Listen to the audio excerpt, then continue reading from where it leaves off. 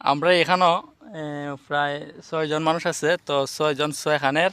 তো তারা আজকে জিগাইমু তারা সামনের ইলেকশনও কারে ভোট দিব বা কোন মার্কায় ভোট দিব। আচ্ছা প্রথম জিগাই, আচ্ছা মামু কোন মার্কায় ভোট দিবা সামনে ইলেকশনও? সামনে ইলেকশন আমি ধানের শীষে ভোট দিব। যাক মামু পাইছি ধানের শীষ। তো আমাদের ফরজ দাদা দাদা আমি তারেক ভাইয়ে ভোট দেবো। তারেক ভাই মানে ধানের শীষ পাইলাম। ভাই তরিকুল ভাই খোসাই কোন মার্কায় সামনে ইলেকশনে ভোট দিবাই? ভাই বিগত 17-18 বছর ধরে বসে রয়েছি ধানের শীষে ভোট দেওয়ার জন্য।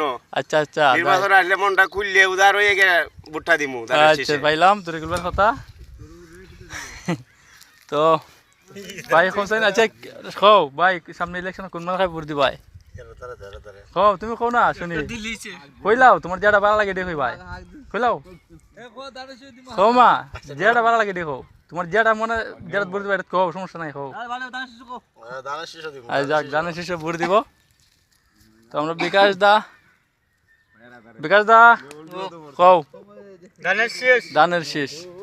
আচ্ছা আমরা তো ভাই সামনে তো তারা কিন্তু সবাই হিন্দু ধর্মের, তো সবাই কিন্তু বলতেছে যে ধানের শীষে ভোট দিব।